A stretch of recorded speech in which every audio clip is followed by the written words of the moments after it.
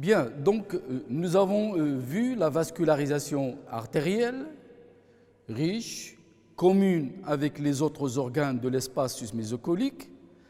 Nous avons vu la vascularisation lymphatique, dont les collecteurs sont calqués et ils suivent les vaisseaux artériels, les artères, et bien sûr, ils connaissent des relais le long de ce trajet pour finir dans un relais commun à l'ensemble de la paroi gastrique, c'est le relais central dit relais cœliaque, relais lymphatique bien sûr. Et ce relais, il n'est pas uniquement commun aux différentes parois de l'estomac, mais il est commun à l'ensemble des organes qui existent dans cet espace sus-mésocolique. Maintenant, on va parler de la vascularisation veineuse. Et je vous dis tout de suite que les vaisseaux de la paroi qui proviennent, c'est-à-dire qui arrivent à partir de la sous-muqueuse, là où ils sont concentrés, les différents vaisseaux ils sont distribués, jusqu'à la paroi externe, jusqu'au péritoine de l'estomac, ces vaisseaux sont pratiquement calqués sur la distribution des artères. Seulement, la destinée, le retour ne va pas se faire de la même façon que les artères. Vous savez que les artères proviennent de l'aorte, ils correspondent à ce qu'on appelle la circulation systémique. La circulation qui est chargée, qui a pour mission essentielle la nutrition des différents tissus de l'organisme.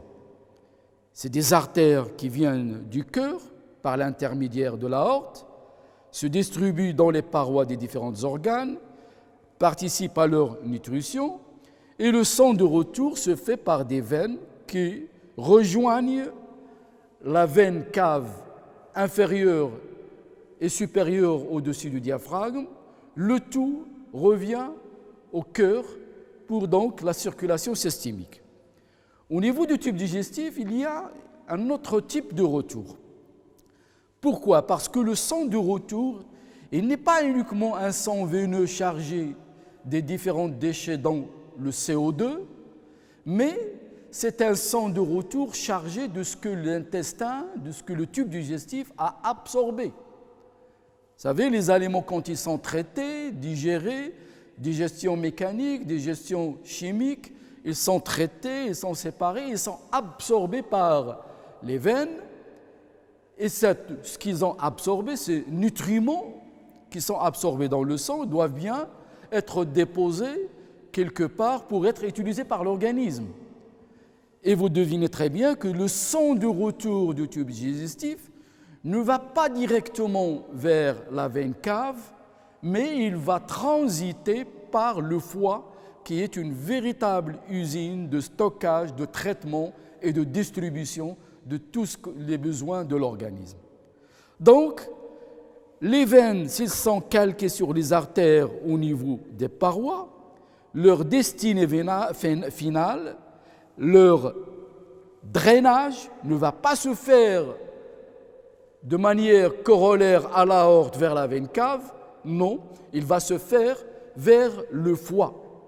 Et il va se faire vers le foie par une veine spécialisée dans ce transport qu'on appelle la veine porte. Comme c'est un tronc important, on parle de tronc veineux porte, ou le tronc porte, tout simplement. Donc, toutes les veines de la paroi de l'estomac, comme les veines qui proviennent du reste du tube digestif plus en bas, ils sont d'abord drainés par la veine porte vers le foie, et une fois qu'ils ont déstocké, qu'ils ont déposé leur contenu nutritif, c'est là où ils vont regagner d'autres voies pour aller rejoindre la circulation systémique. Donc on a en place une circulation shunt de la circulation systémique, c'est ce qu'on appelle la circulation portale relativement au tronc porte. Alors si on veut représenter cela schématiquement, on va utiliser les mêmes vues schématiques antérieures en mettant en place toujours notre estomac au niveau de l'espace sus-mésocolique, représenté ici par en haut le diaphragme et en bas le côlon transverse. L'estomac, qui fait suite, bien sûr, à l'œsophage donc l'œsophage abdominal. Sa forme en cornemuse se termine bien sûr avec le pylore, qui se continue par le cadre duodénal auquel nous sommes maintenant habitués. Et plus on fait ces schémas, plus on les répète, plus on les retient mieux. Donc je vous conseille à chaque fois de les refaire.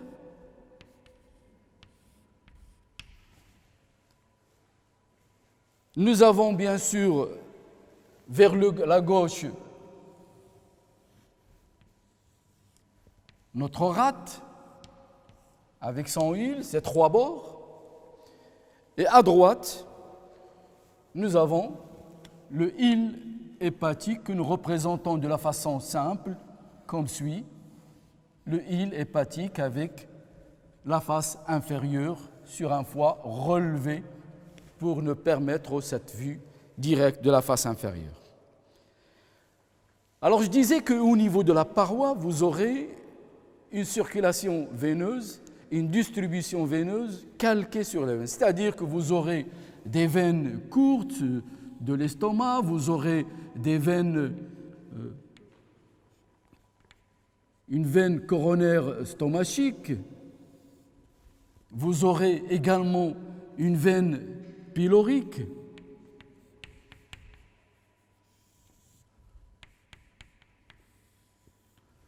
Une veine coronaire stomachique ayant reçu le sang de la petite courbure, on aura une veine œsogastro-tuberositaire, bref, la même distribution que celle des artères.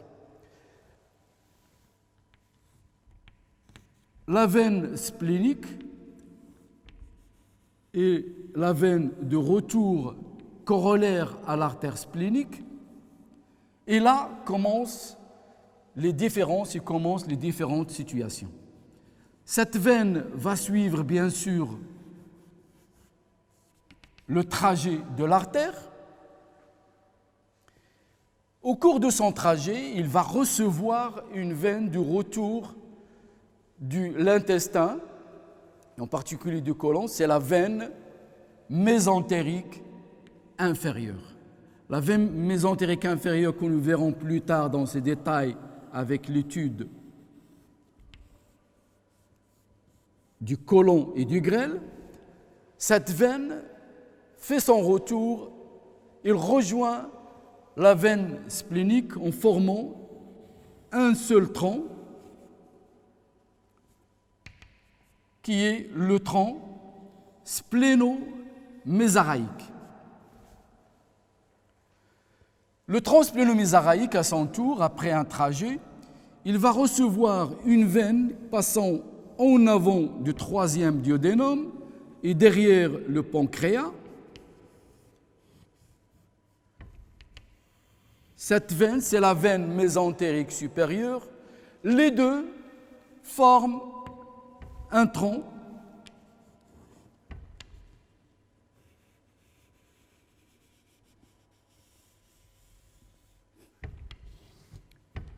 un gros tronc important qui passe derrière le duodénopancréas, surtout derrière le duodénum, et il va remonter vers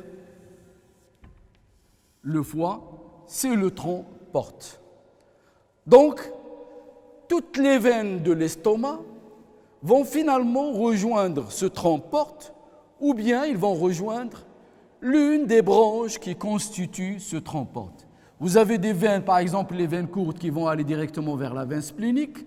Leur sang se dirige dans le tronc splénomésaraïque, il rejoint le sang venant de l'intestin grêle et le tout va vers le tronc porte et donc vers le foie pour déstocker leurs nutriments qu'ils ont absorbés au niveau de l'intestin. Et ainsi de suite. La coronaire stomachique, il a le trajet inverse de son artère, mais quand il arrive à ce niveau-là, au lieu d'aller vers la circulation systémique et donc la veine cave, il va aller rejoindre quelque part le tronc porte. Et ainsi de suite, chaque partie de l'estomac voit sa veine périphérique, sa veine pariétale, aller se jeter dans une des constituantes du tronc porte. On ne va pas les systématiser toutes, ça va juste encombrer. Retenons que la distribution à l'intérieur de la paroi et autour de la paroi, il est calqué sur celle de la distribution artérielle et que le drainage vénal se fait soit vers le tronc porte directement, soit vers l'une de ces branches qui le constituent. Quelles sont les branches qui constituent, les principales branches qui constituent notre tronc porte et donc qui constituent la circulation portale? Vous avez la veine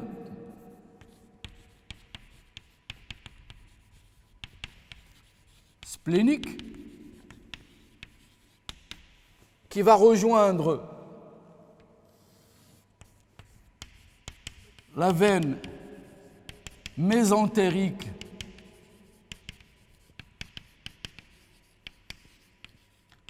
inférieure. Les deux forment ce qu'on a appelé le tronc veineux, bien sûr, spléno-mésaraïque. Le tronc spléno-mésaraïque rejoint derrière l'isthme du pancréas, nous verrons plus tard ce que c'est que l'isthme. Il rejoint donc ce tronc spléno-mésaraïque, c'est l'artère, ou plutôt la veine,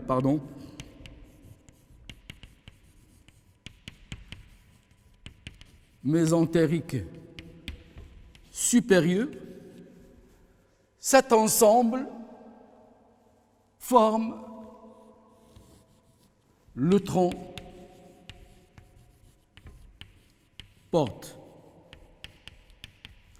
Tronc porte, c'est un sang de retour veineux, riche en nutriments absorbés au niveau de l'intestin, obligé de faire ce passage obligatoire au niveau du foie, véritable usine de déstockage, de traitement et de redistribution.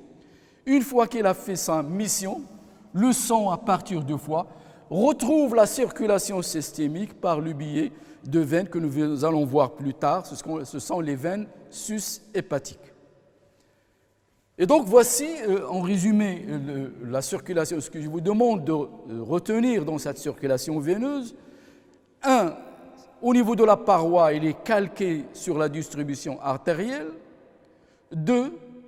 Le drainage se fait vers la circulation portale, c'est-à-dire tout le sang du tube digestif qui rejoint le foie.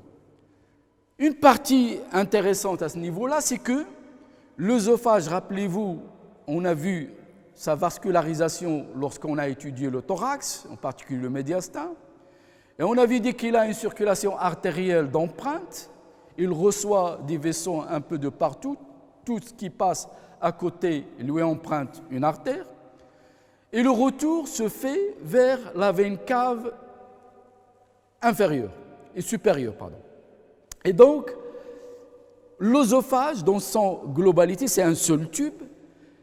Il a une partie qui a une circulation dite systémique, puisque le retour, les veines à ce niveau-là vont directement vers la veine cave, mais la partie cardiale, la partie basse de cet œsophage, elle est vascularisée par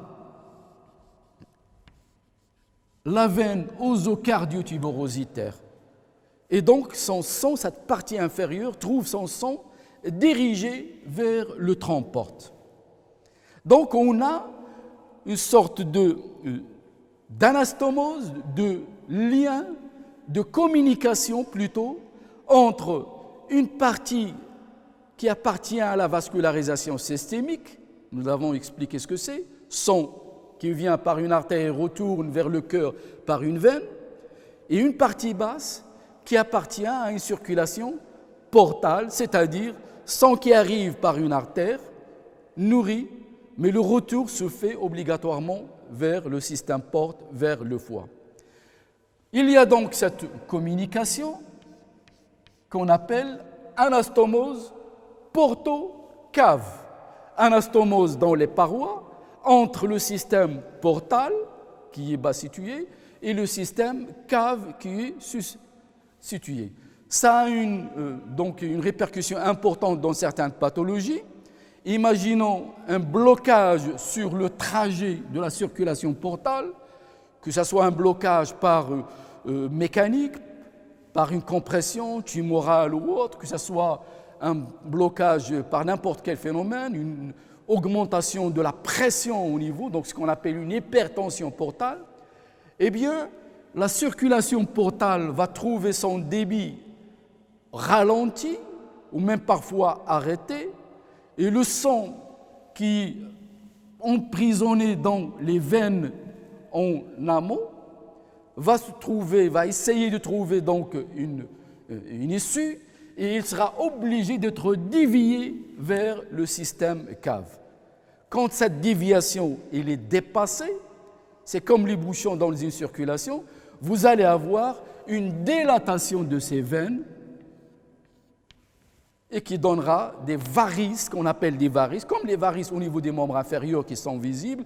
Là, on peut avoir des varices du bas oesophage liées à ce blocage. Et dès qu'on a ces varices, on peut faire le diagnostic, on peut les voir par fibroscope, je vais vous expliquer ce que c'est. On peut faire le diagnostic d'un blocage sur le tronc porte qu'on va chercher par d'autres éléments cliniques ou paracliniques. Ces varices, des fois, ils peuvent éclater et donner une hémorragie digestive haute, c'est ce qui peut être grave et qui nécessite une intervention de réanimation importante. Donc, pour nous, sur le plan anatomique, retenons qu'au niveau du bas oesophage, nous avons l'anastomose, la communication entre deux systèmes. C'est ce qu'on appelle l'anastomose